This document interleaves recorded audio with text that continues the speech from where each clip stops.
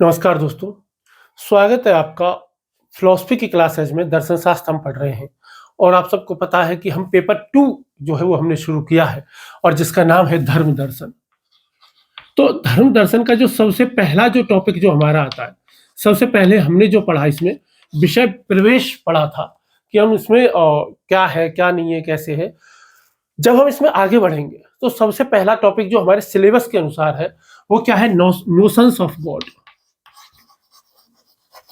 Notions of God, notions of God का मतलब है ईश्वर की धारणा। ईश्वर की धारणा।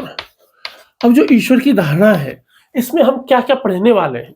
ईश्वर की धारणा में हम क्या पढ़ने वाले हैं कि भाई जैसे सिलेबस में जो दिया गया है, सिलेबस में जो शब्द दिए गए हैं वो है गुण। वो क्या दिए गए हैं? गुण है। और मनुष्य एवं विश्व से संबंध। मनुष्य एवं विश्व से संबंध।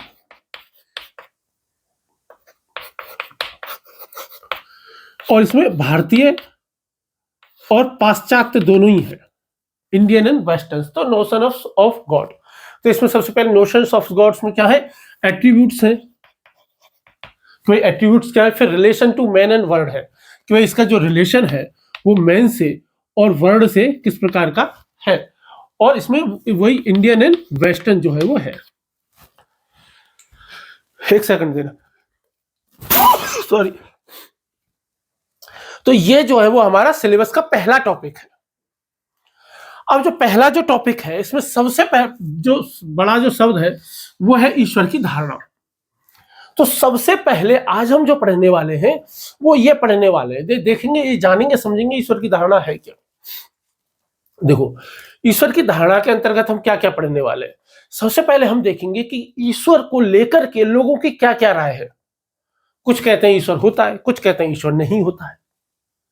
तो और कुछ ऐसे कहते हैं कि भाई ईश्वर को तो जाना ही नहीं जा सकता। तो ये जो तीनों विचार हैं, सबसे पहले तो हम ये देखेंगे कि ईश्वर होता है या नहीं। तो सबसे पहले है या नहीं इसको देखेंगे, ठीक। और फिर उसके बाद हम क्या देखेंगे कि यदि है तो उसके पक्ष में तर्क क्या क्या है। तो पक्ष और विपक्ष हम दोनों देखेंगे कि भाई पक्ष में क्या क्या तर्क है और विपक्ष में क्या क्या तर्क है। फिर उसके बाद में यदि है तो भाई वो कितना है, कितने हैं ईश्वर, कितने हैं, एक है, दो है, अनेक है, ईश्वर कितने हैं वो हम देखेंगे।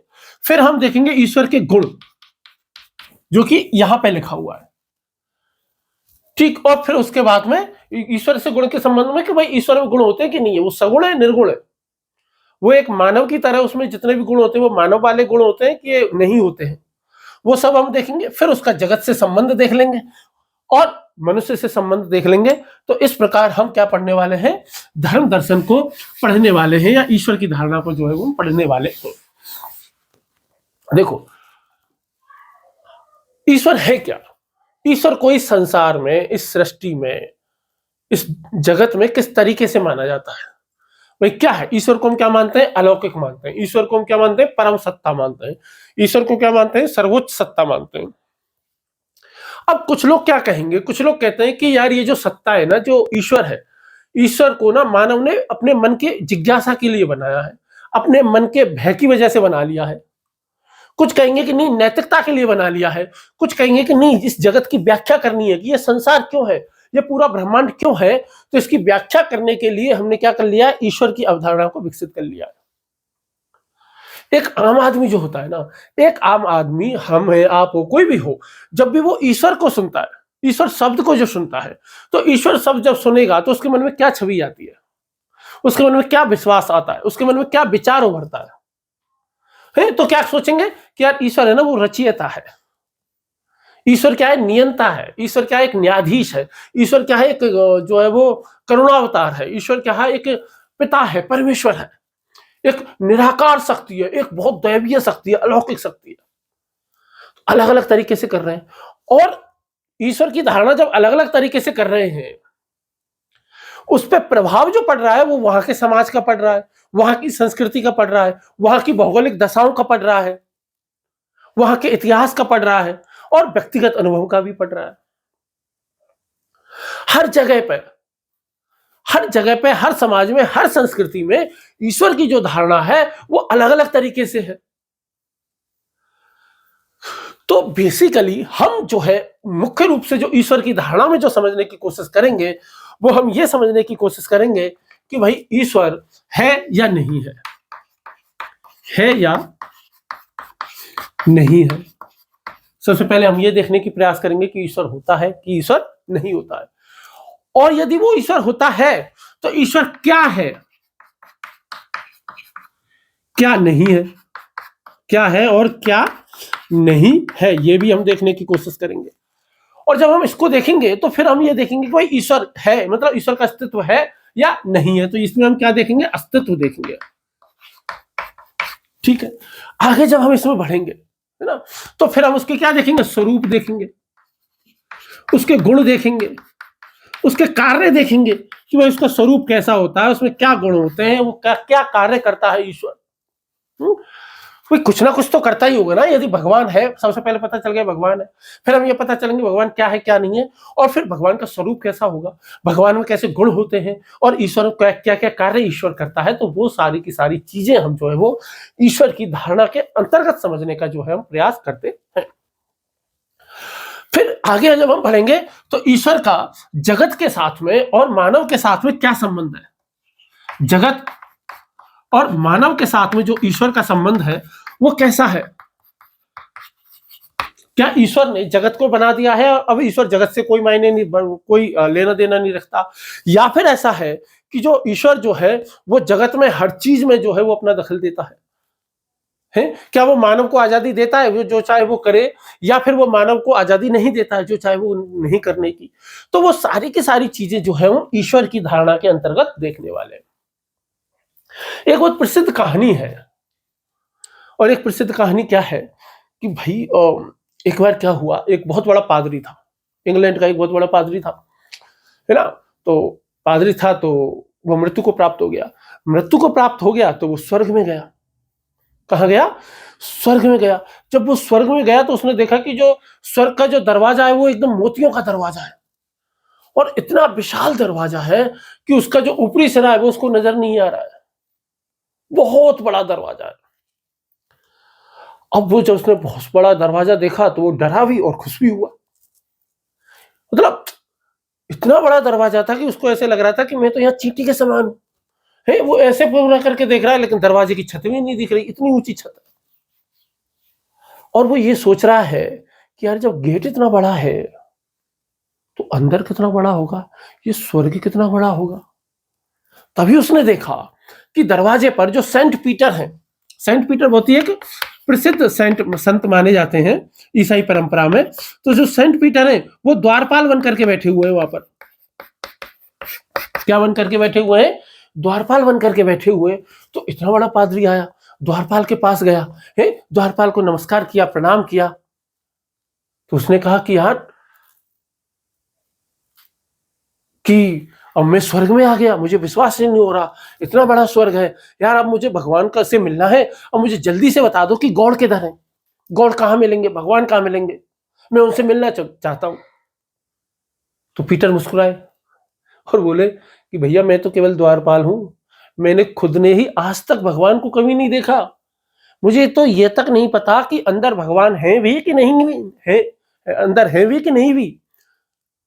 ऐसा तो नहीं अंदर कहीं बहुत ज्यादा गहराई में छिप करके बैठे हैं, आज तक तो मैंने तो नहीं देखा भाई, मेरी तो आज तक ईश्वर से कभी मुलाकात नहीं हुई। पादरी अचंभे में आ गए कि आप तो स्वर्ग में रहते हो, आपको भी नहीं पता क्या भगवान है कि नहीं है? आप भी ये कह रहे हो कि मैं तो भगवान से कभी मिला ही नहीं, मुझे तो पता ही नहीं कि भगवान है भी कि नहीं है। ये क्या भाई, मैंने तो जीवन भर भगवान की सेवा की, मैं तो भगवान की प्रार्थना करता रहा है, और मैंने तो यही कहा कि यार एक दिन भगवान से मिलूंगा। पीटर ने कहा कि भाई देख ऐसा है, जो सवाल ईश्वर के बारे में धरती पर थे, सेम वही सवाल ईश्वर के बारे में स्वर्ग में भी है। क्योंकि स्वर्ग वाले जितने भी लोग हैं, जितनों से भी मैं मिला हूं, उनमें से किसी को ही नहीं पता कि ईश्वर है या नहीं है। उनमें से किसी को ही नहीं पता कि स्वर्ग के ऐसा कौन सा स्थान है जहां पे ईश्वर रहते हैं या नहीं रहते। क्योंकि ये स्वर्ग इतना विशाल है, इतना विशाल है कि हमने तो आज तक इसको देखा ही नहीं, पूरी तरीके से जाना ही नहीं। और जब हमने इसको ही नहीं देखा, हम स्वर्ग में रहते हैं, जब हमको ही नहीं पता ईश्वर है कि नहीं, तो भाई तुम तो पृथ्वी पर रहते हो, पर तुमसे तो क्या ही उम्मीद की जा सकती है। सच बात पता है क्या है? सच बात यह है कि ज्यादातर लोग ये सोचते हैं कि भाई ईश्वर क्या है, एक मन की कल्पना है। डर, असहायता, बचपन की यादें, इन सबको मिलाकर के जो एक चित्र बनाया जाता है उसको ईश्वर कह देते हैं। असलियत में सच बात क्या है कि लोग कहते हैं कि जो अस्तित्व में है, जो ब्रह्मांड है, ये जीवन है, हम सांस ले रहे हैं, आप सांस ले रहे हो, ठीक है। सच बात यह है कि भाई ईश्वर को अलग से ढूंढने की आवश्यकता है ही नहीं। भाई तो ईश्वर है क्या फिर? बेसिकली दर्शन में जब हम आते हैं कि ईश्वर की धारणा को लेकर के, तो दर्शन में जो ईश्वर है वो आस्था पे नहीं रहता। फिर दर्शन में ईश्वर जो है वो तर्क का आधार चाहिए ईश्वर को किसका आधार चाहिए? तर्क का आधार चाहिए। हाँ, आस्था के आधार पे बातें नहीं करेंगे हम यहाँ पे बिल्कुल भी, ठीक है। यहाँ पे किसका आ जाता है? रेशनल इंक्वायरी का आ जाता है, तर्क का आ जाता है, तर्कपूर्ण विवेचन का आ जाता है। देखो आज का युग है, वर्तमान युग विज्ञान का युग है, साइंस का युग है। फिर भी लोग ये पूछते हैं कि यार ईश्वर को लेकर के क्यों चिंता करते रहते हो? ईश्वर का प्रश्न काहे का प्रासंगिक है? क्यों इसको प्रासंगिक बना रहे हो? तो प्रासंगिक दर्शन क्या जवाब देता है? दर्शन कहता है कि भाई ईश्वर पर तर्कपूर्ण विवेचना करना इसलिए प्रासंगिक है कि तुम साइंस के व्यक्ति हो, तुम कहते हो कि भाई इस जगत का निर्माण शुरू हुआ दी बिग बैंग थ्योरी से। किससे? बिग बैंग थ्योरी से हुआ। तुमने तो कह दिया कि भाई बिग बैंग हुआ, वहीं से समय का जन्म हुआ। समय भी बिग बैंग से ही शुरू हुआ। बिग बैंग से पहले तो समय भी नहीं था, ये जगत तो छोड़ो, समय भी नहीं था, टाइम था ही नहीं। बिग बैंग थ्योरी किसने दी? जॉन लेमेत्र ने दी। कब दी? 1927 में दी। अब उन्होंने ये दी तो दी, ये बिग बैंग ये तो बता रहा है कि ब्रह्मांड की उत्पत्ति हुई, कहां से हुई, लेकिन क्या आपका विज्ञान ये बता सकता है कि बिग बैंग से पहले क्या था? जैसे ये पूछते हैं बिग बैंग से पहले क्या था, तो जो स्टीफन हॉकिंस हैं वो क्या कहेंगे कि नहीं, क्या मूर्खतापूर्ण सवाल पूछते हो, बिग बैंग से पहले कुछ था ही नहीं, क्योंकि सब कुछ जो शुरू हुआ है वो बिग बैंग से ही शुरू हुआ है। तो दर्शन दूसरा प्रश्न क्या पूछता है? दर्शन कहता है कि ठीक है भैया, हम मान लेते हैं कि भाई ऐसा ही है कि समय बिग बैंग से ही हुआ था, लेकिन हमें तो ये बता दो कि बिग बैंग क्यों हुआ? बिग बैंग क्यों हुआ? आखिर इसका प्रयोजन क्या था? क्या उद्देश्य था? और बिग बैंग से पहले क्या था? तुम ये कह रहे हो कि इस भौतिकी के जो नियम है वो भाई यदि बिग बैंग से शुरू हुए, बिग बैंग हुआ तो वो भौतिकी के नियम से ही हुआ, तो वो नियम पहले से थे कि नहीं थे?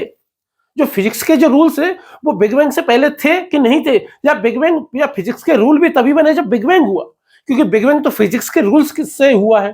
तो जब रूल्स होंगे तभी तो वो बिग बैंग थ्योरी होगी। इसका मतलब क्या है कि बिग बैंग से पहले फिजिक्स के रूल रहे होंगे।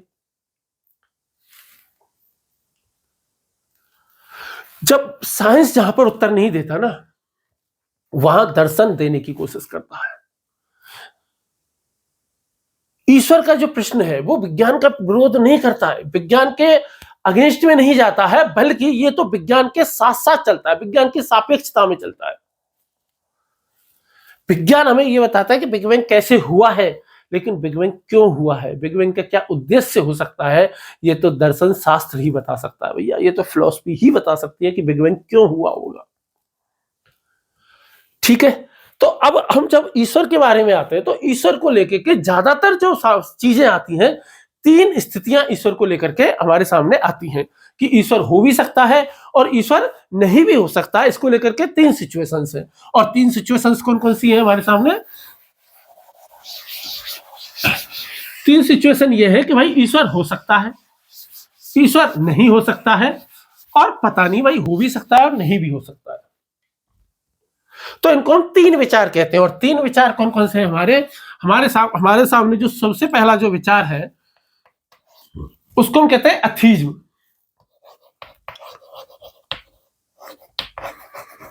अथीज्म को कहते हैं अनीश्वरवाद। अथीज्म को क्या कहते हैं?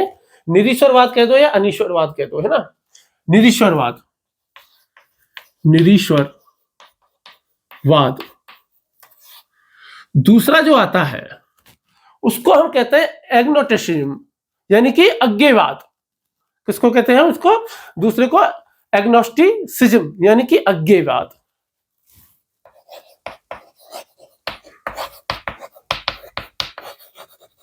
अज्ञेयवाद, अज्ञेयवाद का मतलब कि भैया पता नहीं भगवान ईश्वर होता है या नहीं होता है। और तीसरा जो है इसमें जो आता है उसको हम कहते हैं थीज्म। और थीज्म का मतलब क्या होता है? ईश्वरवाद। तो तीन प्रमुख विचार जो है वो ईश्वर को लेकर के हमारे सामने आते हैं। एक विचार मानता है कि ईश्वर नहीं होता, मतलब कि हम जो है वो निषेध से शुरू करेंगे, निषेध से अज्ञेयवाद की ओर बढ़ेंगे और फिर जो है वो तर्क के द्वारा स्थापित ये करने की कोशिश करेंगे कि ईश्वर होता है। बात समझ में आ गई कि भाई तीन सिचुएशन है। एक सिचुएशन कह रही है कि भगवान नहीं होता, फिर दूसरी सिचुएशन क्या कहती है कि यार देखो पता नहीं लगा सकते होता है कि नहीं होता, और तीसरी पे आकर के तो क्या कह रहे हैं कि नहीं भगवान होता ही है। और जब हम इन तीनों को देख लेंगे तो लास्ट में जब ये लोग कहेंगे कि ईश्वर होता है तो फिर हम उनसे पूछेंगे कि ईश्वर होता है तो तुम्हारे तर्क बताओ कौन कौन से तर्क हैं। और जब हम इनसे तर्क पूछेंगे तो ये तीन तर्क देते हैं। इनके प्रमुख रूप से कितने तर्क हैं? ईश्वर होने के तीन हैं जो कि हम देखेंगे। पहला है कॉस्मो, दूसरा है ऑन्टो और तीसरा है टीलियो। और तीसरा कौन सा तर्क है इनका? टीलियो। तो आज हम बेसिकली केवल इतना ही पढ़ने वाले हैं कि तीन इन विचारों को पढ़ेंगे, तीन इन विचारों को पढ़ेंगे बस। ठीक है, तो चलिए शुरू करते हैं। और सबसे पहले शुरू हम किससे करेंगे? हम शुरू करेंगे एथीज्म से, यानी कि निरीश्वरवाद से। पहला है एथीज्म यानी कि निरीश्वरवाद। क्या है? निरीश्वरवाद। तो निरीश्वरवाद ईश्वर के बारे में क्या क्या बातें कर रहा है, ये क्यों कह रहा है कि ईश्वर नहीं होता है, ये हम जानने की कोशिश कर लेते हैं। निरीश्वरवाद वह विचार है जो स्पष्ट रूप से कहता है भगवान होता ही नहीं है।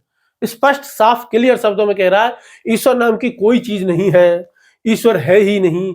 और यदि मतलब एटलीस्ट कोई भी सबूत इस दुनिया में ऐसा नहीं है, कोई भी तर्क ऐसा नहीं है, कोई भी तथ्य ऐसा नहीं है, कोई प्रमाण ऐसा नहीं है जो ईश्वर के अस्तित्व को सिद्ध करता है। यह साफ और स्पष्ट भाषा में कहता है निरीश्वरवाद के ईश्वर को होने के, ईश्वर के अस्तित्व का कोई भी प्रमाण नहीं है। और चूंकि कोई भी प्रमाण नहीं है इसलिए उसे मानने की आवश्यकता भी नहीं है। जैसे बहुत से लोग ये दावा करते हैं कि एलियन होते हैं, एलियंस को लेकर के भी भगवान की तरह ही भ्रांति है। ठीक, जैसे कुछ कहेंगे कि यार मैंने आज तक ना तो कोई एलियन देखा है, ना ही एलियन का कोई अभी तक कोई वैज्ञानिक सबूत मिला, इसलिए एलियन नहीं होते। अब वो व्यक्ति क्या कह रहा है? ठीक ऐसे ही, क्योंकि ईश्वर को आज तक ना तो किसी ने देखा है, ना ही कोई ईश्वर को लेकर कोई पक्का प्रमाण मिला है, इसलिए ईश्वर होता ही नहीं है। अब इसको लेके भारतीय परंपरा और पाश्चात्य परंपरा दोनों क्या क्या प्रमाण देती है। भारत में भी कुछ लोग ऐसे हैं जो कि कैसे निरीश्वरवादी हैं, जो कहते हैं कि भगवान नहीं होता। पश्चिम में भी कुछ लोग ऐसे हैं जो कहते हैं कि भगवान नहीं होते हैं। तो भारत में कौन कौन ऐसे लोग हैं जो इसके पक्ष में प्रमाण देते हैं कि ईश्वर नहीं होता है? इसमें सबसे बड़ा जो प्रमाण जो देता है, सबसे धांसू जो दर्शन है वो देता है चार्वाक दर्शन। सबसे गजब का जो दर्शन है उसको हम कहते हैं चार्वाक दर्शन। चार्वाक दर्शन क्या कहता है? चार्वाक दर्शन ये कहता है, भाई चार्वाक दर्शन कब था? लगभग 600 ईसा पूर्व मान लो इसको, वैसे टाइम की हमें कोई जरूरत नहीं है ना। अब वो समय था, अब आप वो उस समय को देखो, उस समय साइंस नहीं थी, बिल्कुल भी टेक्नोलॉजी नहीं थी। उस समय जो है वो वैदिक धर्म जबरदस्त चल रहा था, बौद्ध एवं जैन धर्म जबरदस्त चल रहे थे। उस समय चार्वाक लोग खड़े होते हैं और चार्वाक लोग खड़े होकर के क्या कहते हैं? प्रत्यक्ष प्रमाणम, प्रत्यक्ष में प्रमाणम। खड़े होकर के क्या कहते हैं? प्रत्यक्ष प्रमाणम। एकदम खड़े होकर के सीना ठोक के कहते हैं कि भैया हम तो जिस चीज को देखेंगे, जिस चीज का प्रमाण होगा प्रत्यक्ष होगा, जिसको हम अपनी इंद्रियों से देख सकते हैं, आंखों से देख सकते हैं, नाक से सूंघ सकते हैं, जीभ से चख कर सकते हैं, हाथों से स्पर्श कर सकते हैं। भैया जैसे हम इंद्रियों से देख सकते हैं, सुन सकते हैं, सूंघ सकते हैं, छू सकते हैं, उसी को सच मानेंगे। जैसे रोटी खाते हैं, रोटी खाने से पेट भरता है तो सच बात है, लेकिन स्वर्ग में अमृत मिलेगा भैया पीने के लिए। ठीक है, हम तो इस बात को नहीं मानेंगे कि भाई ईश्वर हमें देख रहा है, हम तो नहीं मानेंगे। और क्यों नहीं मानेंगे? क्योंकि प्रत्यक्ष में प्रमाणम, प्रत्यक्ष लिख गया, प्रत्यक्ष में होता है, प्रत्यक्ष में प्रमाणम, क्योंकि प्रत्यक्ष ही प्रमाण है हमारे लिए, तो हम और किसी चीज को प्रमाण मानेंगे ही नहीं। और वो कहते हैं चूंकि ईश्वर का कोई प्रत्यक्ष अनुभव हो ही नहीं सकता है, और चूंकि ईश्वर का आज तक कोई प्रत्यक्ष अनुभव नहीं है, इसलिए ईश्वर का अस्तित्व है ही नहीं। वो कहते हैं कि जैसे आग का स्वभाव है गर्म होना, आग क्या है? गर्म होती है। पानी का स्वभाव क्या होता है? जल का स्वभाव क्या होता है? शीतलता प्रदान करना, वो शीतलता प्रदान करना है। वैसे ही वो ये कहते हैं कि भाई जो तत्व है, इन तत्वों से जगत बन गया। उनसे पूछते हैं ना कि भाई भगवान नहीं है तो बताओ ये धरती कैसे बनी, ये पूरी दुनिया कैसे बनी? तो वो क्या कहते हैं? क्षितिजल पावक गगन समीरा, ठीक है भाई, इन पंचों से मिला शरीर ऐसे करके। पर चार्वाक दर्शन तो केवल 4 चीजों को मानते हैं, उन्हीं से बना है, यानी कि क्षिति जल पावक, क्षिति जल पावक समीरा, समीर। और गगन को ये नहीं मानते हैं। क्षिति यानी कि भूमि, जल जानते ही हो, पावक यानी कि अग्नि, और समीर यानी कि वायु, हवा। तो ये कहते हैं कि भाई भूमि, जल, अग्नि और वायु, इन चारों से मिलकर के ये चारों ऐसे आपस में इस तरीके से मिल जाते हैं कि इनके संयोजन से ही चेतनता पैदा हो जाती है। जब कोई चार्वाक वालों से पूछता है ना कि भाई तुम कहते हो कि भाई भगवान नहीं होता, ठीक है मान लिया, तो तुम ये बताओ कि चेतना कहां से आ रही है, फिर मानव इतना चेतन क्यों है, और कई सारे जानवरों में चेतनता कहां से आ रही है? तो वो कह रहे हैं कुछ नहीं है, इन जैसे चारों चीजों को मिला दो, इन चारों चीजों को मिलाने से क्या बन जाती? चेतना बन जाती है। वो उदाहरण देते हैं जैसे पान का, भाई पान के पत्ते में लालिमा कहीं नहीं दिखाई देती, पर पान का पत्ता है, कत्था है, चूना है, सुपारी है, इन चारों को मिला देते हैं तो लाल रंग पैदा हो जाता है। वो कहते हैं ठीक वैसे ही इन चारों चीजों को मिला देते हैं, इन 4 तत्वों को मिला देते हैं तो इन 4 तत्वों को मिलाने से क्या बन जाता है? चेतना बन जाती है। ठीक समझ में आ गया? हम यह बहुत संक्षेप में ही देखेंगे। तो चार्वाक दर्शन ये कह रहा है, जब चार्वाक ये दर्शन ये कह रहा है, तो एक और भारत का दर्शन है जो कहता है ईश्वर नहीं होता, और वो दूसरा दर्शन कौन है? सांख्य दर्शन। और दूसरा दर्शन कौन सा है? सांख्य। सांख्य वाले भी कहते हैं कि भैया ईश्वर नहीं होता। जब सांख्य वालों से कहते हैं कि क्यों नहीं होता ईश्वर, तुम बता दो, तो भाई सांख्य दर्शन क्या थोड़ा चार्वाक दर्शन से थोड़ा लेट आया, ये 4वीं सदी का है ना। तो ये क्या कहते हैं कि भाई दुनिया है ना, ये पूरी दुनिया 2 लोगों से मिलकर के बनी है, एक है प्रकृति और दूसरी है पुरुष। जब प्रकृति और पुरुष आपस में मिलते हैं तो इन दोनों से क्या बन जाता है? जगत बन जाता है। इन दोनों के मिलने से क्या मिल जाता है? जगत बन जाता है। वो कहते हैं कि जैसे कोई 2 लोग हैं, 2 लोग मिलकर के एक परिवार उन्होंने चलाया है, कोई बिजनेस उन्होंने शुरू किया है, तो भैया किसी तीसरे आदमी की उनको जरूरत ही क्या है? ये ईश्वर को ये नहीं कहते कि ईश्वर बिल्कुल होता ही नहीं है। ये बेसिकली सांख्य दर्शन जो होता है ना, वो कहता है कि ईश्वर अनावश्यक है, ईश्वर की कोई आवश्यकता ही नहीं है।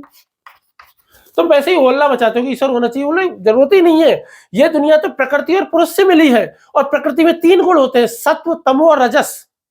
और सत्व, तमो और रजस तीनों गुण जब आपस में अच्छे से मिलते हैं तो सृष्टि अपने आप मिलती है, और इसके लिए किसी ईश्वर की ईश्वरीय हस्तक्षेप की आवश्यकता ही नहीं है। इसीलिए जो सांख्य दर्शन है वो ईश्वर को अनावश्यक मानता है। यह सीधे सीधे ईश्वर को नकारता नहीं है, यह कहता है कि ईश्वर अनावश्यक है, इसीलिए इसको जो है हम निरीश्वरवाद में रखते हैं। यह कहता है कि ईश्वर अनावश्यक है। सांख्य दर्शन ये कह रहा है। जब सांख्य दर्शन ये कह रहा है तो एक और दर्शन है जो कि ऐसी ही बातें कर रहा है भारत में ही, और उस दर्शन का नाम क्या है? मीमांसा दर्शन। मीमांसा दर्शन भी ये कह रहा है कि भाई ईश्वर नहीं होता है। तो मीमांसा दर्शन इस बारे में क्या कह रहा है? मीमांसा दर्शन इस बारे में ये कहेगा, चाहे जैमिनी रहे हो, चाहे कुमारिल भट्ट रहे हो, मीमांसा दर्शन से जुड़े हुए लोग, मीमांसा दर्शन क्या है भाई? मीमांसा दर्शन सबसे ज्यादा जोर देता है वेदों पर। मीमांसा दर्शन सबसे ज्यादा जोर किस पर देता है? वेदों पर देता है। और ये क्या कहकर के ईश्वर को नकारता है? ये कहता है कि जैसे भाई कोई एक नदी बह रही है, वो कहते हैं कि वो हमेशा से बह रही है।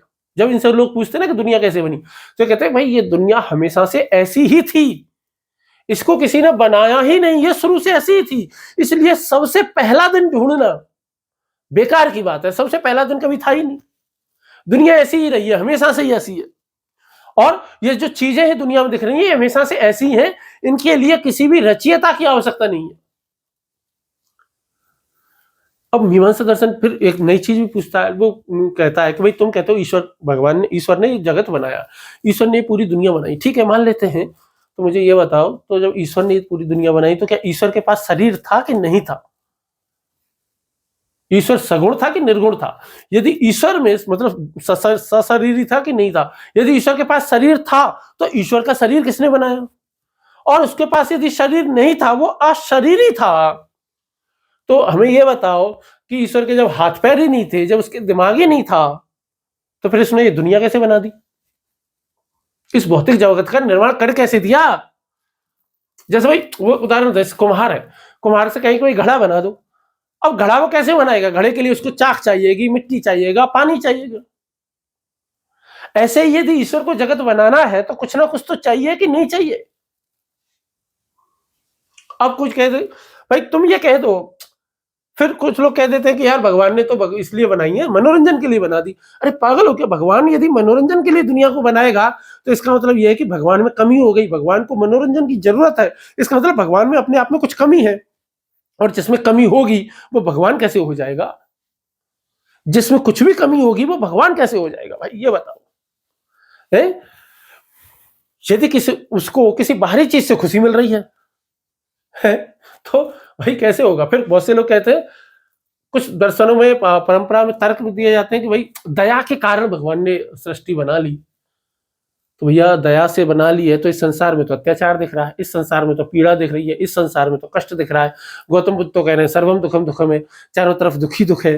तो भैया फिर वो दयालु था कि नहीं था? वो न्यायप्रिय था कि नहीं था? फिर उसने बीमारी क्यों बनाई, उसने मृत्यु क्यों बनाई, उसने दुख दर्द पीड़ा क्यों बनाए?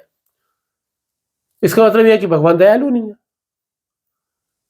अब ऐसे कई सारी बातें वो देते हैं, जैसे वो ये भी कहते हैं कि यदि भगवान ईश्वर को कर्मों का फल देता है तो वो पक्षपाती हो सकता है कि किसी को सुख मिलेगा, किसी को दुख मिलेगा, है? और यदि वो कर्मों के हिसाब से ही फल देता है तो फिर ईश्वर को मानने की जरूरत ही क्या है? तुम ये मान लो कि कर्म ही असली मालिक है, तो ये भगवान तो ऐसे पोस्टमैन की तरह है, जो जैसा कर्म करेगा उसको वैसा फल मिल जाएगा ऑटोमेटिक। ईश्वर की क्या जरूरत पड़ रही है? बीच में नियम बना दिया है, 2 और 2 4 होते हैं, बस बीच में कैलकुलेटर की क्या जरूरत है? कैलकुलेटर यूज में मत लो, अपने आप ही कर दो, 2 और 2 4। ठीक ऐसे। अब नेक्स्ट एक और जो दर्शन है, जो 2 दर्शन और है, एक है अपना जैन और दूसरा है बौद्ध। ये दोनों भी ईश्वर के विपक्ष में क्या तर्क देते हैं, इन दोनों के भी तर्क हम जो है वो जल्दी से देख लेते हैं। सबसे पहले जैनियों की बात करते हैं। जैन धर्म की यदि हम बात करें, खासकर यदि मतलब जैन धर्म की, बौद्ध धर्म में खासकर हीनयान की बात करेंगे, जैन धर्म की बात हम कर रहे हैं। तो जैन धर्म कह रहा है कि भाई ये संसार अनादि है, संसार अनंत है, ये ना तो कभी शुरू हुआ और ना ही कोई खत्म हुआ।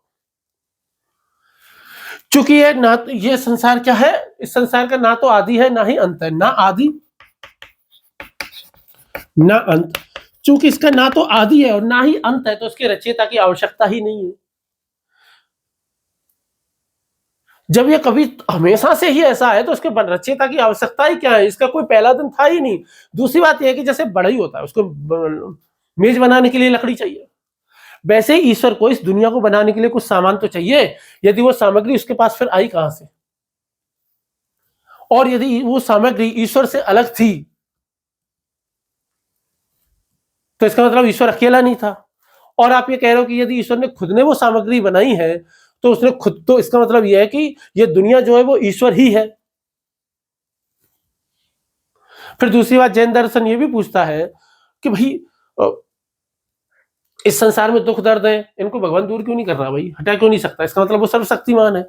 या तो वो सर्वशक्तिमान नहीं है या फिर वो हटाना नहीं चाहता है, और यदि वो हटाना नहीं चाहता है तो दयालु नहीं। और यदि ये सब ईश्वर की मर्जी से ही हो रहा है तो फिर वही बौद्ध धर्म क्या कहता है कि यदि ये सब ईश्वर की मर्जी से हो रहा है तो फिर कर्मों का क्या लेना देना है? फिर मनुष्य की इच्छा का क्या लेना देना है? फिर यदि किसी ने किसी को मार दिया, मर्डर कर दिया, तो फिर उसको जेल क्यों भेज रहे हो? तुम कह दो कि भाई ये तो ईश्वर की मर्जी थी, क्योंकि सब काम तो ईश्वर ही करवा रहा है, क्योंकि हर चीज ईश्वर की मर्जी से ही हो रहा है। अगर मैं चोरी कर लेता हूं तो इसका मतलब ईश्वर की मर्जी थी, फिर मुझे सजा क्यों दे रहे हो भाई? मेरी क्यों पिटाई कर रहे हो? तो ये क्या कहते हैं? बौद्ध धर्म ये कहता है। तो अब आपसे चारवाक दर्शन, सांख्य दर्शन, मीमांसा दर्शन, जैन दर्शन, बौद्ध दर्शन ये सवाल खड़ा करते हैं, ये प्रश्न खड़ा करते हैं कि भाई निरीश्वर कि भाई भगवान नहीं होता है। ठीक है, हमने इनकी बात देख ली। इनके बाद अब हम पाश्चात्य जगत के कुछ लोगों की बात मान कर लेते हैं। इनमें सबसे पहली जिसकी बात करेंगे उसका नाम है कार्ल मार्क्स। उन साहब का नाम क्या है? Karl Marx. कार्ल मार्क्स साहब क्या कहते हैं? कार्ल मार्क्स साहब कहते हैं कि भैया देखो, धर्म कुछ नहीं है, धर्म है अफीम। लोगों को धर्म नाम की अफीम पिला दो, फिर उनसे जो चाहे करवा लो, फिर उनका कितना भी शोषण करो, कोई टेंशन नहीं है। इनकी पुस्तक आई थी 1843 में, है ना, critics of Hegel's philosophy of right. Critique of Hegel's philosophy of right. की किताब की कोई जरूरत नहीं है तुम लोगों को। जैसे कोई दर्द में कोई अफीम खा ले तो सारे दर्द भूल जाता है, नशा कर लेता है। ऐसे ही गरीब लोगों को भगवान नाम का अफीम दे दिया गया है, ईश्वर नाम की अफीम पिला दी गई है, ईश्वर सब ठीक कर देगा, ईश्वर सब ठीक कर देगा। यही सोच के सब चुप हो जाते हैं कि इसके कर्मों की सजा इसको भगवान देगा, हम देने वाले कौन होते हैं। और ऐसे ही करके जो कुछ घाघ लोग जो होते हैं, कुछ जो बहुत घटिया लोग जो होते हैं, वो गरीब लोगों का शोषण करते रहते हैं, गरीब लोगों का के साथ अत्याचार करते रहते हैं, उनका खून चूसते रहते हैं। वो इसलिए कहते हैं कि तुमको खुद को ये समाज बदलना है, कोई ईश्वर नहीं बदलने वाला है। ये कौन कहता है? कार्ल मार्क्स कहते हैं। फिर कार्ल मार्क्स के बाद में एजे एयर साहब आ जाते हैं। और जो एजे एयर साहब हैं, एजे एयर साहब ये कहते हैं कि भाई ईश्वर के बारे में बात करना ही मीनिंगलेस है, ईश्वर के बारे में तो बात करते ही क्यों? अरे कोई ये कहे कि ये कमरा हरा है, हम देख करके चेक कर सकते हैं कि ये कमरा हरा है कि नहीं है। कोई हमसे कहे कि ये ब्लैक बोर्ड हरा है तो हम देख करके चेक कर सकते हैं। ये चौक जो है वो व्हाइट चल रहा है तो हम देख करके चेक कर सकते हैं। लेकिन ईश्वर तो है ही नहीं, ईश्वर तो अदृश्य है, हम चेक कैसे करें? इसीलिए ये वाक्य बेकार है, इनका कोई मतलब नहीं है। कोई कहे कि यार मैंने नीला सपना देखा, तो इस बात का कोई प्रमाण है? कोई प्रमाण नहीं है, कैसे साबित करें? तो भैया मतलब ही नहीं बनता है, छोड़ो ना, बात ही करना बेकार है, एजे साहब ये कहते हैं। वहीं जो जीन पॉल सार्त्र है, जीन पॉल सार्त्र जो है, जीन पॉल सार्त्र साहब क्या कहते हैं, जो कि अस्तित्ववादी रहे हैं बहुत बड़े, और ये तो बहुत ही काफी नवीन दार्शनिक भी है, मतलब कि बहुत ज्यादा पुराने नहीं है, 1946 में ही आए थे। वो कहते हैं कि यदि ईश्वर है ना, तो इसका मतलब यह है कि भैया मानव है ना, वो आजाद नहीं है। यदि हम ये मान लेंगे कि भाई भगवान है और भगवान ने हम सबको बनाया है, जैसे रोबोट प्रोग्राम कर देता है, तो फिर हमारी मर्जी तो बची ही नहीं कुछ भी, फिर तो ईश्वर की मर्जी है, फिर हम अपनी मर्जी से कैसे जिंदगी जी सकते हैं? इसका मतलब फिर हमारी पूरी प्रोग्रामिंग भगवान ने की है, हम सब उसके प्लान का हिस्सा है, हम आजाद हैं ही नहीं। और यदि मानव आजाद है तो फिर इसका मतलब है कि ईश्वर नहीं है। यदि मैं अपनी मर्जी का मालिक हूं तो इसका मतलब मेरे ऊपर कोई बॉस नहीं है। सच बात यह है, देखो निरीश्वरवाद जो है ना, निरीश्वरवाद क्या कहता है कि ईश्वर नहीं है, सच बात यह है। या फिर आप ये कह सकते हो कि निरीश्वरवाद ये कहता है कि ईश्वर के अस्तित्व का कोई भी प्रमाण वर्तमान में उपलब्ध नहीं है। भारतीय लोगों से पूछते हैं, भारतीय विचारक क्या कहते हैं? भारतीय विचारक सबसे पहले दिखते हैं कि कहते हैं कि दिखता नहीं है, चारवाक कहते हैं। दूसरी बात, प्रमाण नहीं है, सांख्य कहता है। और जो सांख्य कहता है जरूरत नहीं है और प्रमाण नहीं है, ये मीमांसा कह देता है। और जबकि पश्चिम में जो है, वो पश्चिम में क्या कहेंगे कि जैसे ही हम ईश्वर को मानते हैं ना, तो इंसान कमजोर हो जाता है, इंसान की आजादी छिन जाती है और बात जो है वो बेमानी हो जाती है, मानने की जरूरत ही नहीं है, बेकार बात लगती है। ठीक, ये बात समझ में आ गई। अब इसके बारे में और भी यदि कोई बात हो, जैसे स्टीफन हॉकिंस है, स्टीफन हॉकिंस ने जो पुस्तक जो लिखी द ग्रैंड डिजाइन 2000 में लिखी थी, द ग्रैंड डिजाइन 2K में, उसमें उन्होंने लिखा कि ब्रह्मांड अपने आप बनाया है बिग बैंग थ्योरी से, ईश्वर की कोई जरूरत नहीं है। वही रिचर्ड डॉकिंस करके एक 2006 में एक आए थे, उन्होंने रिचर्ड डॉकिंस ने एक पुस्तक लिखी थी द गॉड डिल्यूजन 2006 में पुस्तक लिखी। उसमें यह कहा कि ईश्वर कुछ नहीं है, डिल्यूजन है, भ्रम है, और कुछ नहीं है। ठीक, तो ये क्या हो गया? निरीश्वरवाद का विचार हो गया।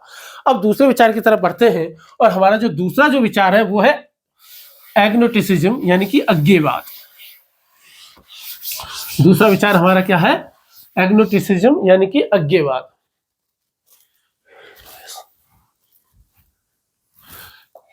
यहां पे एक एस होनी चाहिए थी, है ना, कोई बात नहीं।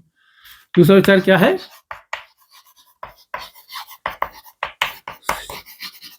अज्ञेयवाद। अज्ञेयवाद की साफ स्पष्ट तौर पे कहता है कि भाई भगवान है कि नहीं है पता नहीं। साफ स्पष्ट क्या कहता है? पता नहीं। ईश्वर है या नहीं हमें ज्ञान हो ही नहीं सकता। यह कहते हैं कि शायद कभी हमें ईश्वर का ज्ञान होगा भी नहीं, ये ना तो आस्तिक है और ना ही ये नास्तिक है, ना तो ये नास्तिक है ना आस्तिक है, बल्कि ये बीच में है। ये कहता है कि ईश्वर हो भी सकता है, नहीं भी हो सकता है, कि जितनी संभावना ईश्वर के होने की है उतनी ही संभावना ईश्वर के ना होने की भी है। ये दोनों बातों को मानता है, इसीलिए इनको अज्ञेयवादी कहते हैं, एग्नोस्टिसिज्म इसको कह रहे हैं। ये बस साफ स्पष्ट कह रहे हैं कि हमारी जो बुद्धि है ना, जो इंसान के पास जो बुद्धि है वो सीमित, और उस सीमित बुद्धि के द्वारा ईश्वर का ज्ञान करना जो है वो संभव नहीं है। हमारे पास बहुत लिमिट की बुद्धि है। अब मान लो कोई एक अंधेरा कमरा है और अंधेरे कमरे में कोई एक रस्सी पड़ी है, कोई कहे कि रस्सी है, दूसरा कहे सांप है। सही बात यह है कि भाई जब बिल्कुल अंधेरा है, जब दिख ही नहीं रहा है, तो तुम किस आधार पर कह रहे हो कि रस्सी है सांप है? मान लो ना कि तुम्हें नहीं पता है, मान लो, पर दुनिया में लोग मानना चाहते नहीं, इसीलिए अज्ञेयवादी जो है वो बहुत शानदार विचारक माने जाते हैं। क्यों विचारक शानदार माने जाते हैं? क्योंकि ये स्पष्ट तौर पर इस चीज को स्वीकार करते हैं कि हमें नहीं पता। इतनी ताकत होना, आज के मनुष्य कोई, आज के दौर में कोई भी मनुष्य कहता है कि उसे नहीं पता, आज के दौर में कोई नहीं मानता। ठीक, भारत में अज्ञेयवाद के बारे में यदि सबसे पहला कहीं कोई विचार मिलता है तो वो ऋग्वेद में मिलता है, ऋग्वेद के नासदीय सूक्त में मिलता है।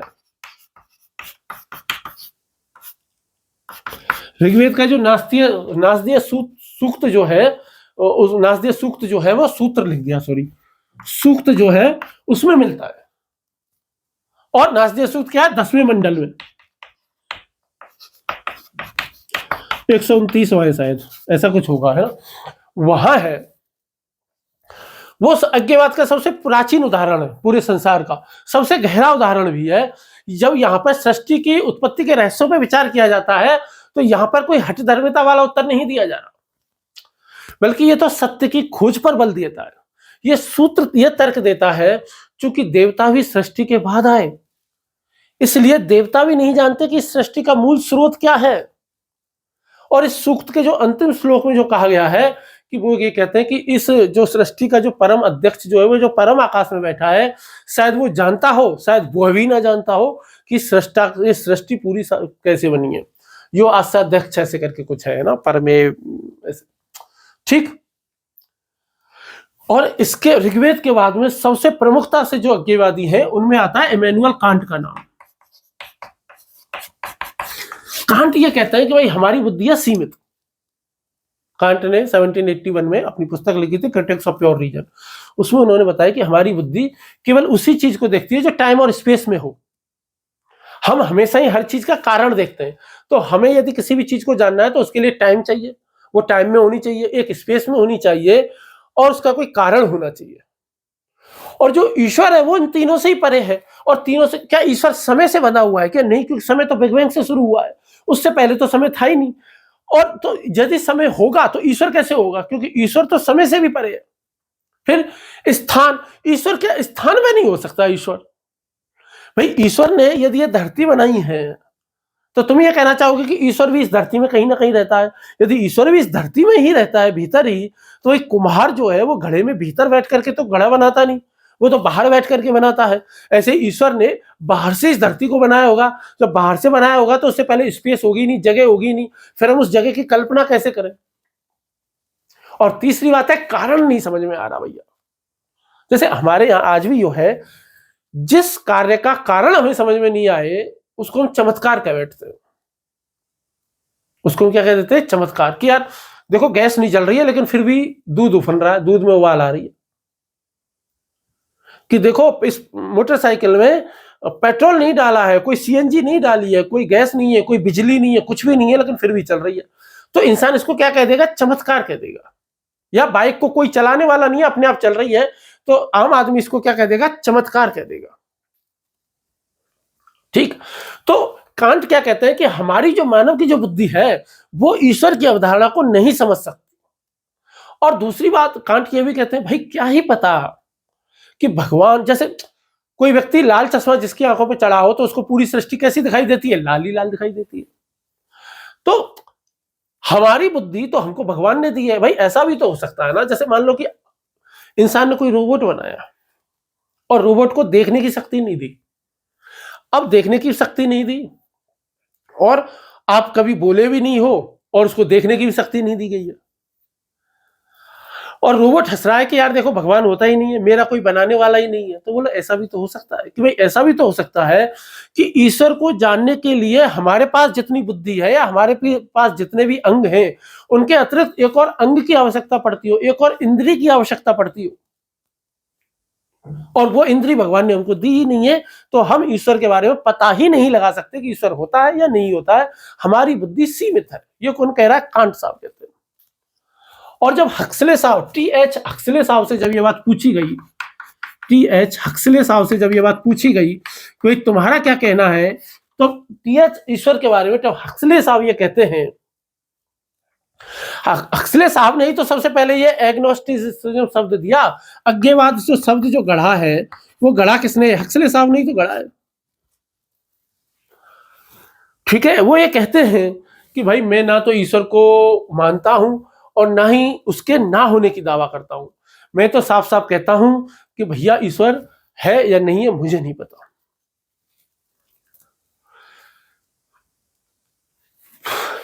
वहीं एक विलियम जेम्स करके एक और व्यक्ति है, और विलियम जेम्स साहब से जब पूछा जाता है ईश्वर के बारे में, द विल टू बिलीव इनकी पुस्तक है जो कि 1896 में आई थी, द विल टू बिलीव। तो कहते हैं कि भाई ईश्वर के बारे में सैद्धांतिक रूप से ज्ञान प्राप्त करना बहुत कठिन बात है, लेकिन यदि आप व्यवहारिक जीवन जीना चाहते हो ना, तो ईश्वर में विश्वास कर लो, क्योंकि ईश्वर में विश्वास करने से फायदा होता है। जैसे साहस मिलती है, आशा मिलती है, नैतिकता मिलती है। वो कहते हैं कि जैसे आप पुल पार कर रहे हो और आपको ये नहीं पता कि ये पुल मेरे पार करने से टूटेगा कि नहीं टूटेगा, तो आप ये मान करके चलो कि ये नहीं टूटेगा। जैसे आप ये मान लोगे कि यार पुल मजबूत है, नहीं टूटेगा, तो आपके अंदर से डर खत्म हो जाएगा, आपके अंदर साहस आ जाएगा और आपके अंदर आशा की किरण जाग उठेगी और आप उस पुल को पार कर जाओगे। बेसिकली विलियम जेम्स कहते हैं कि भाई बौद्धिक ईमानदारी यही है कि ये मान लो ईश्वर होता है नहीं होता। जैसे मान लो तुम्हारे सामने एक खाई आ गई, पीछे शेर पड़ा हुआ है, तो तुम ये भरोसा करो अपने आप पे, मैं खाई को पार कर जाऊंगा। यदि भरोसा करके कूदोगे तो हो सकता है कि तुम खाई को पार कर जाओ। सबसे बड़ी बात यह है कि जो अज्ञेयवाद है ना, वो हमें बहुत ज्यादा ईमानदार बनाता है। और ईमानदार किस सेंस में बनाता है? इस दुनिया की सबसे बड़ी बौद्धिक ईमानदारी क्या है? ये कहना कि यार मुझे नहीं पता इसके बारे में, मैंने अभी इसके बारे में पढ़ा नहीं है। जैसे अभी यूजीसी के जो रूल्स आए हैं नए, उनको लेकर के बहुत वाद विवाद चल रहा है। अगर मान लो किसी ने नहीं पढ़ा है तो उसे साफ तौर पे कहना चाहिए कि यार अभी इस बारे में मुझे ज्ञान नहीं है, अभी मैं जब पढ़ूंगा इसके बारे में, जानकारी प्राप्त करूंगा, तभी बता सकता हूँ। लेकिन लोग क्या होते हैं ना कि अनुमान से ही बताते रहते हैं। कोई पूछ ले कि यार आजकल चांदी इतनी ज्यादा महंगी क्यों हो रही है, तो लोगों के पास जवाब नहीं, लोगों ने पढ़ा ही नहीं है, अच्छे से रिसर्च नहीं किया है, लेकिन फिर भी लोग कुछ ना कुछ तरीका, कुछ ना कुछ ज्ञान पेलने लग जाएंगे। क्योंकि बौद्धिक ईमानदारी क्या है कि यार मेरे को अभी अच्छे से स्पष्ट नहीं पता है कि चांदी की कीमतें क्यों बढ़ रही हैं। ठीक, तो हट ना करके अपनी सीमा को, अपने ज्ञान की सीमा को स्वीकृत करना, ये क्या है? ये अज्ञेयवाद हमें जो है वो सिखाता है। ठीक, अब हम इसके तीसरे बिंदु पे आते हैं, और तीसरा बिंदु क्या है? ईश्वरवाद, जिसको हम कहते हैं थीज्म। जिसको हम क्या कहते हैं? थीज्म। थीज्म क्या कहता है? थीज्म कहता है कि ईश्वर होता है। ईश्वरवाद क्या कहता है? कि भाई ईश्वर होता है। अब ईश्वर होता है तो ईश्वर के बारे में क्या क्या तर्क देता है और क्या क्या नहीं देता है, वो हम देख लेंगे। तो तीसरा हमारा विचार है ईश्वरवाद, और ईश्वरवाद को हम कह देते हैं थीज्म। क्या है थीज्म? क्या है ईश्वरवाद? ईश्वरवाद मानता है कि अस्तित्व है, ईश्वर का अस्तित्व है, ईश्वर का अस्तित्व है, भगवान होते हैं। यह वो विचार है जो कहता है कि भाई भगवान है, जो वो कहता है कि ईश्वर एक शक्तिशाली, बुद्धिमान सृष्टिकर्ता है, यानी कि वो रचयिता है, यानी कि कौन है? क्रिएटर है। ये स्पष्ट रूप से घोषणा करता है। ये कहते हैं कि वो इस सृष्टि को चलाता है, वो इस दुनिया को चलाता है। कभी कभी हमारी जिंदगी में भी उसकी थोड़ी बहुत भूमिका होती है। ये कहता है, ईश्वरवाद का विचार ये कहता है कि जैसे एक दुनिया, इतनी बड़ी दुनिया है, तो जैसे कोई मशीन है तो मशीन को बनाने वाला भी होगा, तो जैसे ये दुनिया है तो इस दुनिया को बनाने वाला भी होगा, जिसने इसको डिजाइन किया है, जिसने इसको शुरू किया है। वो कहते हैं कि जैसे दुनिया की कोई भी मशीन खुद ब खुद नहीं बन सकती, वैसे ही ये ब्रह्मांड खुद ब खुद नहीं बन सकता और ये बना है तो किसने बनाया है? ईश्वर ने बनाया है। अब वो कहते हैं कि ईश्वर ने बनाया है, ईश्वर का अस्तित्व है, ईश्वर इसका चेता है, तो इसके पक्ष में कौन कौन से दार्शनिक आते हैं, कौन कौन से दर्शन स्कूल आते हैं? तो भारत में सबसे पहले न्याय दर्शन आएगा। न्याय आएगा तो न्याय के साथ साथ कौन आएगा? वैशेषिक भी आएगा। न्याय वैशेषिक दर्शन। तो न्याय और वैशेषिक दर्शन इसके पक्ष में, ईश्वर के पक्ष में क्या क्या तर्क देते हैं कि ईश्वर होता है, वो हम देख लेते हैं। भाई न्याय दर्शन का जो सबसे प्रसिद्ध तर्क जो होता है ना, वो होता है किसका? इफेक्ट और कारण का, कारण कार्य का। कि भाई हर कार्य का क्या होता है? हर कार्य का क्या होता है? कारण। और चूंकि हर कार्य का कारण होता है, इसलिए इस ब्रह्मांड का भी कारण होगा। और वो क्या कहते हैं? ब्रह्मांड का कारण क्या है कि जैसे इस संसार में असंख्य परमाणु पहले से ही विद्वान थे, उन असंख्य परमाणुओं को जोड़ करके उनसे सृष्टि बनाई है, तो वो काम तो कौन कर सकता है? ईश्वर ही कर सकता है। एक क्रिएटर ही कर सकता है, एक रचयिता ही कर सकता है। अपने आप तो ये परमाणु सारे मिलकर के ये सृष्टि बना नहीं सकते हैं अपने आप। जैसे ईंटें हैं, ईंटों को यदि हम एक जगह पटक देंगे तो ईंटें अपने आप मिलकर के क्या मकान बना देंगी? नहीं बना सकती। कोई ना कोई ऐसा व्यक्ति चाहिए जो इन ईंटों को जोड़ सके, उसको एक आकृति दे, उनको एक डिजाइन दे। वो ऐसे ही इस जगत की भी बात कहते हैं। ईश्वर क्या है कि एक कुशल कारीगर है। न्याय दर्शन जो होता है ना, वो ईश्वर को क्या मानता है? निमित्त कारण मानता है। निमित्त कारण मतलब कि बनाने वाला कारण है कि ईश्वर ने इस दुनिया को बनाया है। भाई वो कहते हैं कि ईश्वर जो है वो न्यायकारी है, वो हमें सुखों, भाई हम जो कर्म करते हैं कर्मों का फल हमें मिलेगा, तो कर्मों का फल देने वाला कोई तो चाहिए, तो कौन है? वो ईश्वर है। कोई भी ज्ञान बिना ज्ञाता के हो ही नहीं सकता है। वो ये भी कहते हैं भाई एक कि जो वेद है ना, वो इतने महान हैं, इतने शुद्ध हैं, इतने तर्क संगत हैं कि इनको ईश्वर के अलावा कोई लिख ही नहीं सकता। उनसे पूछते हैं कि भाई बताओ ईश्वर होता है कि नहीं? बोले होता ही है ना। कि बोले क्यों होता है? कि वेद देखो, वेदों को किसने लिखा है? कि ईश्वर ने लिखा है। वेदों को ईश्वर के अलावा और कोई वेद लिख ही नहीं सकता है। और वहीं जब पतंजलि से पूछा जाता है, यानी कि योग दर्शन से जब ये पूछा जाता है ईश्वर के बारे में कि तुम्हारा भाई क्या विचार है, तुम क्या कहना चाहते हो ईश्वर के बारे में, तो जो पतंजलि जी जो है योग दर्शन वाले, वो तुरंत आते हैं और वो कहते हैं कि भैया देखो ईश्वर है ना, ईश्वर का एक समर्पण है। एक भाई आपको मन को शांत करना है, मन को मुक्ति पानी है, समाधि की अवस्था में जाना है, तो उसके लिए क्या चाहिए? ईश्वर चाहिए ही चाहिए। ईश्वर क्या है? एक आदर्श है। वो कहते हैं कि जैसे पहाड़ पर चढ़ना है ना, दो तरीके, एक तो आप रस्सी लो और चढ़ो, दूसरा यह है कि भाई भगवान के प्रति पूर्ण समर्पण हो जाओ, भगवान से कहो कि भाई मुझे पहाड़ की चोटी पर पहुंचा दो, तो भगवान आपको पहुंचा देगा। वो कहते हैं कि ईश्वर एक सहारा है, ईश्वर एक गुरु की तरह है, ईश्वर एक कोच की तरह है जो हमें एक रास्ता दिखाता है।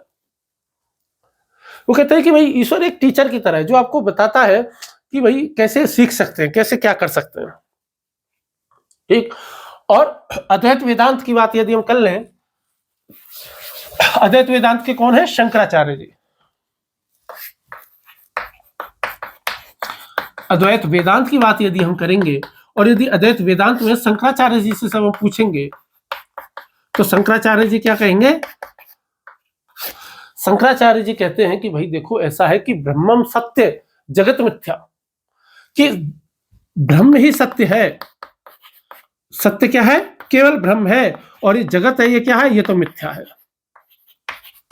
ये जगत तो किससे बना हुआ है? माया से बना हुआ है।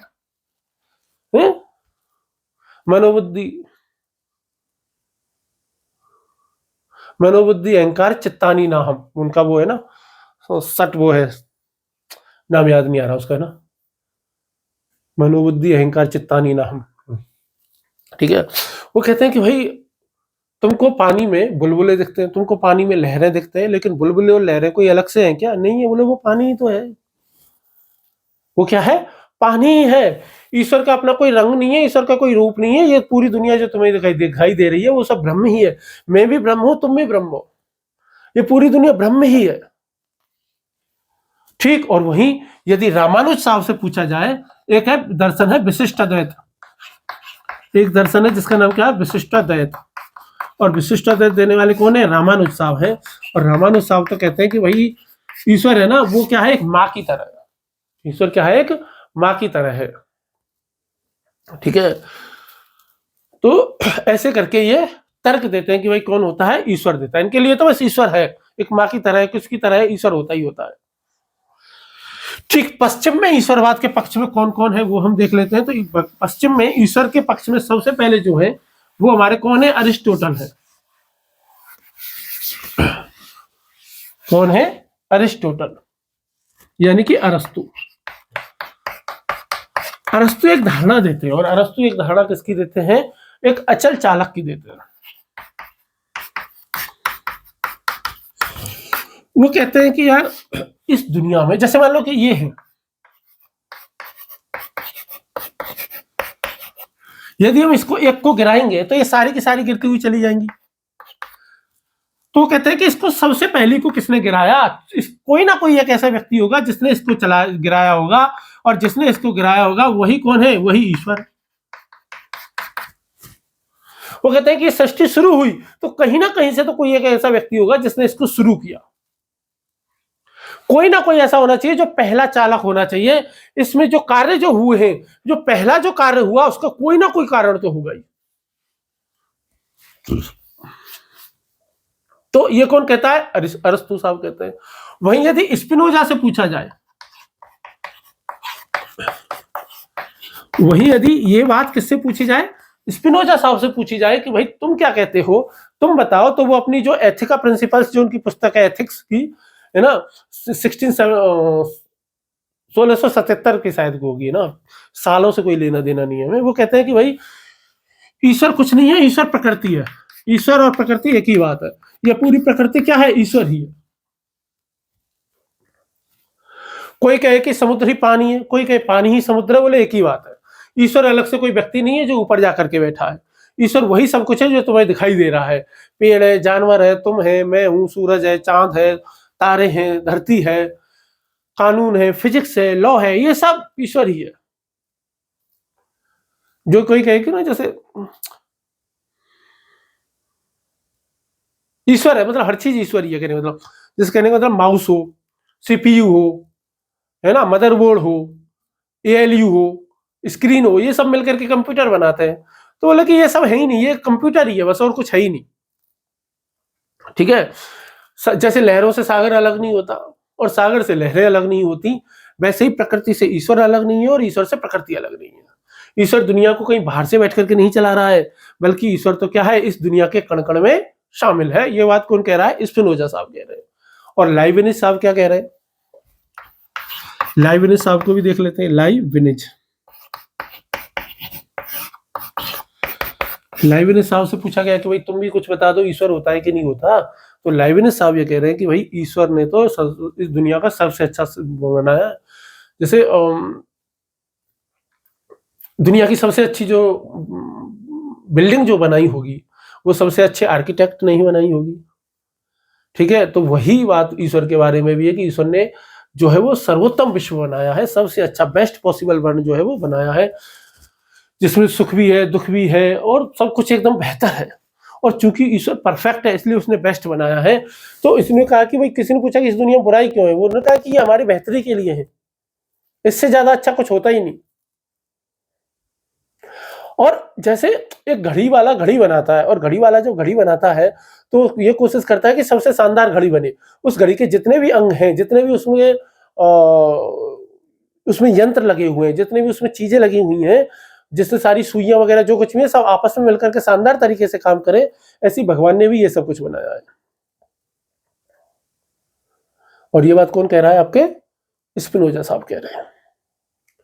तो कुल मिला के बात यह है भाई कि कुछ विचारक ऐसे जो ये मानते हैं कि ईश्वर नहीं होता, कुछ लोग ये मानते हैं कि ईश्वर हो भी सकता है, नहीं भी हो सकता, हमें पता नहीं है, दोनों बातें 50-50 हैं। और तीसरा विचार ये कहता है कि नहीं भाई, ईश्वर होता है। देखो, संसार की सबसे पुरानी चित्रकारी की बात करें तो फ्रांस में एक चित्रकारी मिली जो कि लगभग 17,000 साल पुरानी है, जिनको लास्को के गुफा चित्र कहते हैं। जिनको क्या कहते हैं, लास्को के गुफा चित्र कहते हैं। और कुछ लोग ये कहते हैं कि ये केवल शिकार के चित्र नहीं है वहां, बल्कि उनका कोई जादुई महत्व था, उनका कोई धार्मिक महत्व भी था, है, उन्होंने किसी ना किसी की पूजा की, किसी ना किसी भगवान को माना था। अब आप आधुनिक दुनिया में आओ, आधुनिक दुनिया में जो जैसे एलियंस वगैरह पे बहुत मॉडर्न तरीके से एक फिल्म बनी हुई है जिसका नाम है स्टार वॉर्स। उसमें द फोर्स नाम की एक शक्ति है, उसमें द फोर्स नाम की एक शक्ति है, और वो जो द फोर्स नाम की जो एक शक्ति है, जो पावर है, वो क्या काम करती है, वो बहुत ही ज्यादा ताकतवर है। तो बेसिकली कहने का मतलब यह है कि भाई ईश्वर मानव है ना,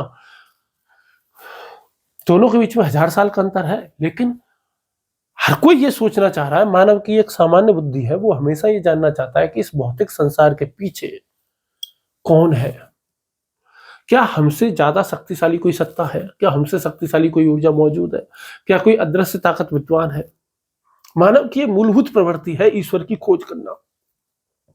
जब सिगमंड फ्रायड ने पूछा गया ना, सिगमंड फ्रायड से पूछा गया कि भाई तुम बताओ कि भाई ईश्वर क्या है, किससे पूछा गया? सिगमंड फ्रायड से। फ्रायड साहब, सिगमंड फ्रायड साहब को तो आप जानते ही होंगे, प्रसिद्ध मनोवैज्ञानिक है ना, जिन्होंने मनोविश्लेषणवाद दिया था। तो वो ये कहते हैं कि जैसे एक छोटा बालक होता है ना, छोटे बालक के लिए माँ बाप बहुत आवश्यक होते हैं। छोटे बालक को डर लगता है तो वो पिता की उंगली पकड़ लेगा, पापा की उंगली पकड़ लेगा। और वो कहते हैं कि जब वो बच्चा बड़ा होता है ना, तो उसके मन में जो भय है वो कभी खत्म ही नहीं होता। और चूंकि वो बड़ा हो गया तो अब उसके पास पिताजी की उंगली पकड़ने का अवसर नहीं है, तो इसलिए वो भगवान की उंगली पकड़ लेता है। यानी कि फ्रायड क्या कहते हैं कि ईश्वर क्या है? एक मनोवैज्ञानिक भय है, और उस मनोवैज्ञानिक भय से बचने के लिए मानव के दिमाग ने एक उपाय सोच लिया है कि प्रक्षेपित कर दिया है अपना भय, और प्रक्षेपित किस पे कर दिया है? ईश्वर पे कर दिया। जैसे आपको डर लगता है, जैसे ही आपको रात को अंधेरे में हो और आपको डर लग रहा है, आप क्या बोलोगे? जय हनुमान ज्ञान सागर जय कपीस तिहुँ लोक उजागर। मान लो आप शुरू कर सकते हैं, या आप किसी और दूसरे धर्म का कुछ भी बोलना शुरू कर दे। तो बेसिकली क्या है, किसी भी धर्म को बोलना शुरू कर दे तो आप अपने भय को प्रक्षेपित कर रहे हो, ठीक है? वो सुरक्षा के लिए है। फ्रायड कहते हैं कि एक बहुत ही सुखद भ्रम है ये हमारा, और कुछ नहीं है। और जब दूसरी बात, यही बात जब किसके कहते हैं? कार्ल युंग जो है, उनके एक शिष्य था जिनका नाम है कार्ल युंग, या कार्ल जुंग जिनको कहते हैं, जिन्होंने पर्सनैलिटी पे खूब लिखा है, और उन्होंने द फ्यूचर ऑफ इल्यूजन एक पुस्तक लिखी है। वो कहते हैं कि भाई देखो, हमारा मन है ना, एक अनुभवों से बना है, व्यक्तिगत अनुभवों से बना है, ठीक है, लेकिन इस जो पूरी मानवता है ना, इस पूरी मानवता की एक सामूहिक अचेतनता भी है। इस पूरी मानवता की क्या है? एक दिख रहा है, यहां मिटा देता हूं ना। इस पूरे मानव की क्या है? एक सामूहिक चेतनता भी है, सामूहिक अचेतनता भी है, चेतनता नहीं, सामूहिक अचेतनता भी है। और उस सामूहिक अचेतनता में कहीं ना कहीं ईश्वर का विचार बैठा हुआ है। भाई इतने सालों से मानव जाति चल रही है, 3.5 लाख सालों से, तो मानव जाति के जो सारे अनुभव है वो धीरे धीरे क्या होते चले गए? हमारे अचेतन मस्तिष्क में आ गए, और सभी मनुष्यों के अचेतन मस्तिष्क में आ गए। और वो अब ईश्वर की जो परम सत्ता की जो कल्पना है, या ईश्वर की जो अवधारणा है, वो हमारे अंदर जो है वो बैठ गई है, जन्मजात रूप से मौजूद हो गई है। अलग अलग संस्कृतियों में अलग अलग तरीकों से, कहीं अल्लाह के रूप में आएगी, कहीं गॉड के रूप में आएगी, कहीं जावा के रूप में आएगी, कहीं भगवान के रूप में आएगी, कहीं जरथुस्त्र के रूप में आएगी, कहीं अग्नि देवता के रूप में आएगी, कैसे भी आ जाएगी। और इस संसार में जो लोग ईश्वर को तर्क के आधार पर, ईश्वर के अस्तित्व को सिद्ध करने की कोशिश करते रहते हैं ना, उनके पास 3 ही शास्त्रीय आधार है। उनके पास कितने शास्त्रीय आधार है? 3। और 3 कौन कौन से हैं? एक है ऑन्टो, जो मैंने आपको शुरू में बताए थे, इनको कहते हैं ऑन्टोलॉजिस्ट, ऑन्टोलॉजिकल आर्गुमेंट। ऑन्टोलॉजिकल आर्गुमेंट को कहते हैं सत्ता मीमांसीय तर्क। तो ऑन्टो, दूसरा आता है आपका कॉस्मो, और तीसरा है टीलियो। तो ये 3 जो है वो प्रमुख विचार है, जो प्रमुख 3 तर्क हैं, जो ये साबित करते हैं कि भाई ईश्वर होता है या ईश्वर नहीं होता, ठीक है। तो इन 3 तर्कों को हम कल देखेंगे, और साथ ही कल हम ये भी देखेंगे कि यदि ईश्वर होता है, ईश्वर के पक्ष में तुमने 3 तर्क दे दिए, इनका विपक्ष भी देखेंगे। और यदि ईश्वर होते हैं तो वो एक होते हैं, एक से ज्यादा होते हैं, एक होते हैं, 2 होते हैं, या अनेक होते हैं। फिर हम ये देखेंगे कि ईश्वर में गुण होते हैं कि नहीं होते, ईश्वर एक व्यक्तित्व की तरह होता है कि नहीं। जैसे एक मानव का एक व्यक्तित्व होता है, ऐसे ही क्या ईश्वर का भी कोई एक व्यक्तित्व होता है या नहीं होता है। तो ये सारी की सारी बातें हम कब देखेंगे? नेक्स्ट क्लास में देखेंगे, ठीक है। तो मेरे ख्याल से अब मुझे क्लासों का समय बढ़ाना पड़ेगा, और छोटी क्लासों से काम चलता नहीं है, बहुत सारी वीडियो बन जाते हैं। तो 1.5 या 2 घंटे की क्लास रहे कम से कम, तो वैसे ठीक रहता है। हालांकि क्या लंबा वीडियो अपलोड करने में थोड़ी दिक्कत तो आती है, पर ठीक है, कोई दिक्कत नहीं है। तो चलिए फिर नेक्स्ट क्लास में मिलते हैं, और नेक्स्ट क्लास में हम क्या देखेंगे कि भाई ईश्वर के अस्तित्व के जो 3 प्रमुख तर्क हैं, एक तो ऑन्टोलॉजिकल आर्गुमेंट है, दूसरा कॉस्मोलॉजिकल आर्गुमेंट है, और तीसरा कौन सा आपका? टीलियोलॉजिकल आर्गुमेंट है। इनको कहते हैं सत्ता मीमांसीय तर्क। ऑन्टोलॉजिकल को हम क्या कहते हैं, सत्ता मीमांसीय तर्क हम कह देते हैं। जब हम कॉस्मोलॉजिकल आर्गुमेंट की बात करेंगे तो कॉस्मोलॉजिकल आर्गुमेंट को हम कहते हैं कारणात्मक तर्क। और तीसरा जो तर्क है हमारा टीलियोलॉजिकल, और टीलियोलॉजिकल का मतलब जो होता है वो है योजनामूलक, प्रयोजनवाद, कि भाई किस प्रयोजन के तहत जो है वो इस भगवान होते हैं तो एक प्रयोजन के तहत होते हैं, एक योजना के तहत होते हैं। ठीक है, चलिए फिर नेक्स्ट क्लास में मिलते हैं, तब तक के लिए धन्यवाद, नमस्कार।